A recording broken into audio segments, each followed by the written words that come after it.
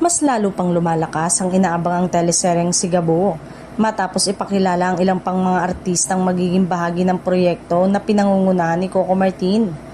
Matapos unang i-anunsyo ang pangunahing cast, mas lalo pang naging exciting ang serye nang ihayag ang mga bagong artistang makakasama sa proyekto. Kabilang sa mga bagong nadagdag na cast ang veteranang aktres na si Chanda Romero at ang batikang aktres na si Carmy Martin. Kilala ang dalawang veteranang artista sa kanilang matitinding pagganap sa pelikula at telebisyon, kaya inaasang magdadagdag sila ng lalim at bigat sa kwento ng serye. Kasama rin sa bagong lineup ang aktres na si Catherine Luna na muling mapapanood sa isang malaking proyekto sa telebisyon. Matatanda ang naging bahagi na rin siya ng ilang serye at pelikula noong mga nakaraang taon.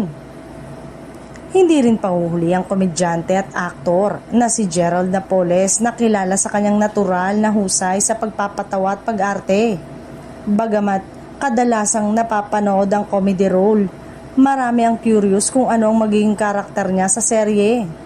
Mas lalong tuloy tumindi ang excitement ng mga manonood sa Sigabo, lalo na't kasama na rin ang pangunahing cast na sina Julia Montes, JC De Vera at Sue Ramirez, bukod pa sa iba pang kilalang artista.